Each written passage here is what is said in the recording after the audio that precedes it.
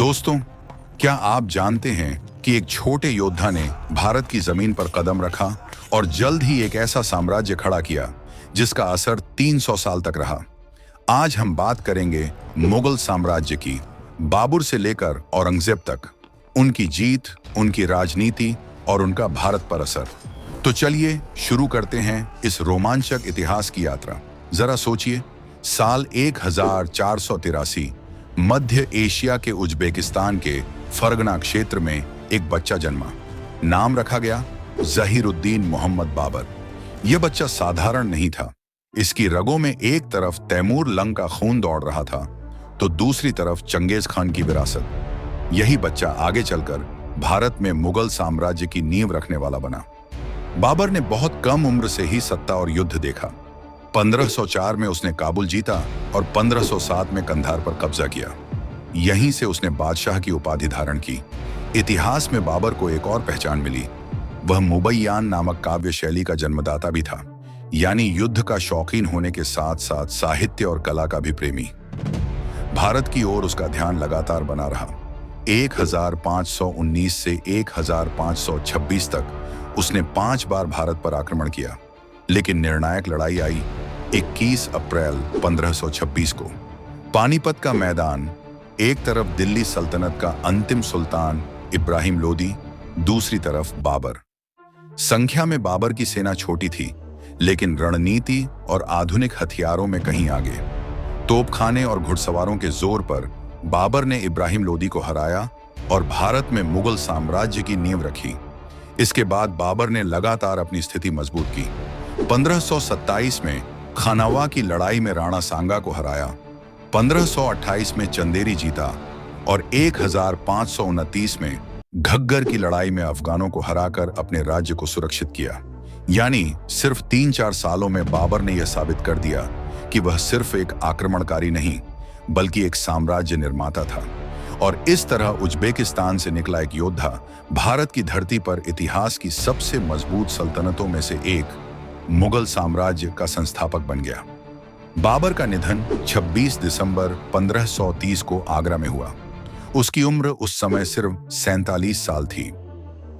बाबर की मृत्यु के बाद साल 1530 में उसका बेटा हुमायूं गद्दी पर बैठा, लेकिन गद्दी संभालना आसान नहीं था। सामने अफगान सरदार, राजपूत राजा और अंदरूनी बगावतें, हर तरफ चुनौतियां ही चुनौतियां थीं। हुमायूं ने कई मोर्चों पर बहादुरी दिखाई, लेकिन इसी बीच उभरकर सामने आया एक ताकतवर शासक, शेर शाह सूरी। शेर शाह कोई मामूली शासक नहीं था, बल्कि राजनीति, प्रशासन और युद्ध कौशल में बेहद चालाक।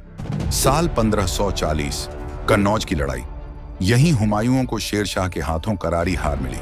नतीजा यह हुआ कि मुगल साम्राज्य लगभग खत्म हो गया और हुमायूं को भारत छोड़कर भागना पड़ा। इसके बाद हुमायूं का जीवन एक लंबे संघर्ष की कहानी बन गया। कभी सिंध की रेगिस्तानी जमीन पर भटकता रहा, कभी ईरान में शरण ली। वह वर्षों तक अपने साम्राज्य से दूर रहा, जैसे एक राजा बिना राज्य के। लेकिन हुमायूं ने हार नहीं मानी। धीरे धीरे उसने अपनी ताकत और राजनीतिक रिश्ते मजबूत की।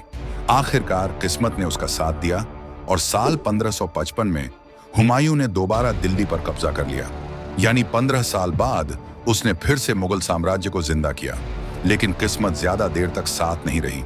गद्दी संभालने के सिर्फ 1 साल बाद ही 27 जनवरी 1556 को हुमायूं की मौत हो गई। कहते हैं वह अपनी लाइब्रेरी की सीढ़ियों से गिर पड़ा था। हुमायूं का जीवन हमें यही सिखाता है कि एक बादशाह सिर्फ तलवार से नहीं, बल्कि धैर्य और संघर्ष से भी इतिहास में जगह बनाता है। हुमायूं की मृत्यु के बाद साल 1556 में उसका बेटा अकबर गद्दी पर बैठा। तब अकबर की उम्र सिर्फ 13 साल थी। शुरुआत में उसका संरक्षक बैरम खां ने शासन चलाया, लेकिन धीरे धीरे अकबर ने खुद अपनी शक्ति और प्रतिभा से साम्राज्य को संभाल लिया। अकबर सिर्फ एक योद्धा नहीं था, बल्कि एक सच्चा राजनीतिज्ञ और दूरदर्शी शासक था। उसने समझा कि एक मजबूत साम्राज्य तलवार से नहीं, बल्कि लोगों के दिल जीत कर बनता है। इसलिए अकबर बादशाह ने एक नया धर्म बनाया, दीन ए इलाही, जिसमें सभी धर्मों और जातियों को बराबर सम्मान दिया गया। उसने राजपूत राजाओं से मित्रता की, उनके साथ शादियां कर राजनीतिक रिश्ते मजबूत किए। नतीजा यह हुआ कि दुश्मन भी उसके साथी बन गए और साम्राज्य और मजबूत हो गया। अकबर ने सेना को संगठित किया, कई किले और प्रशासनिक केंद्र बनाए। दिल्ली और आगरा को उसने अपने साम्राज्य का केंद्र बनाया। यही कारण है कि उसका शासन भारत के इतिहास में स्वर्ण युग माना जाता है। अकबर सिर्फ राजनीति में ही नहीं बल्कि धर्म और संस्कृति में भी महान था। उसने सभी धर्मों के विद्वानों को एक जगह बुलाकर चर्चा की और आपसी भाईचारे को बढ़ावा दिया। उसकी प्रसिद्धि इतनी दूर दूर तक फैली कि लोग उसे कहने लगे, अकबर महान, भारत का सूर्य। अकबर का शासन मुगल साम्राज्य की सबसे मजबूत नींव बना और यही कारण है कि आने वाली सदियों तक उसका नाम भारत के महान सम्राटों में गिना जाता रहा। लेकिन अंत हर किसी का आता है। 27 अक्टूबर 1605 को अकबर का निधन हुआ और इस तरह भारत का यह महान सूर्य अस्त हो गया। अकबर के बाद गद्दी संभाली उसके बेटे नूरुद्दीन मोहम्मद सलीम, जिसे इतिहास में जहांगीर कहा जाता है। जहांगीर का स्वभाव कला और सुंदरता का प्रेमी था। उसने अपने दरबार में चित्रकला, संगीत और साहित्य को खूब बढ़ावा दिया। जहांगीर की डायरी तुज़ुक-ए-जहांगीरी आज भी उसके व्यक्तित्व और शासन की झलक देती है। लेकिन राजनीति और प्रशासन में वह अपने पिता अकबर जितना सक्षम नहीं था। उसके समय में दरबार में भ्रष्टाचार और षड्यंत्र बढ़े।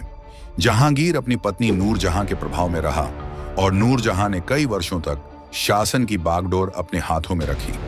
इसके बावजूद जहांगीर ने कला और स्थापत्य में अपनी छाप छोड़ी और उसे मुगल साम्राज्य का एक सांस्कृतिक शासक माना जाता है।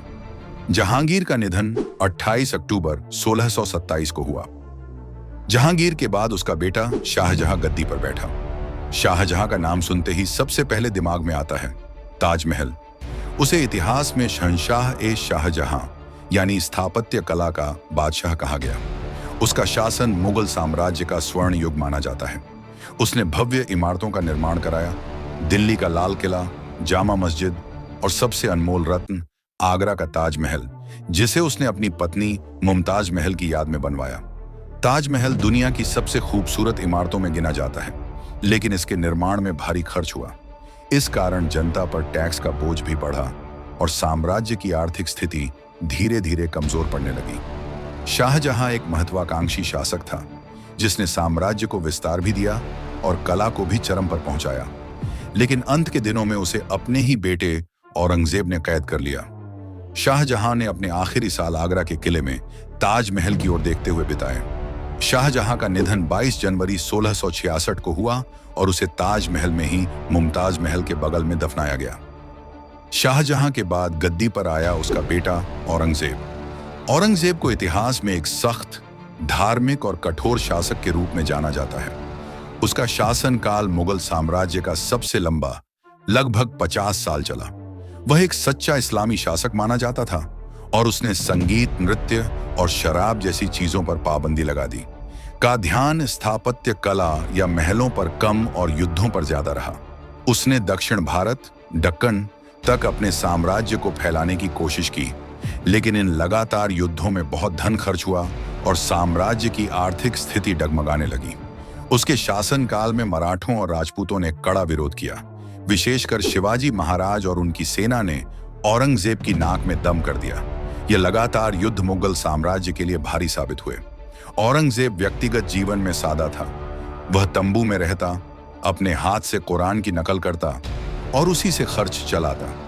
लेकिन उसकी धार्मिक कट्टरता और लंबे युद्धों ने साम्राज्य की जड़ों को कमजोर कर दिया। आखिरकार 3 मार्च 1707 को औरंगजेब की मौत हो गई। वह दक्षिण भारत के अहमदनगर के पास दफनाया गया। उसकी मृत्यु के बाद धीरे धीरे मुगल साम्राज्य का पतन शुरू हो गया। तो दोस्तों, ये थी कहानी बाबर से लेकर औरंगजेब तक के मुगल साम्राज्य की। एक छोटे योद्धा से लेकर विशाल साम्राज्य तक का सफर, जीत, हार, कला, राजनीति और शक्ति की कहानी। अगर आपको ये वीडियो पसंद आया तो लाइक करें, शेयर करें और हमारे चैनल को सब्सक्राइब करना ना भूलें।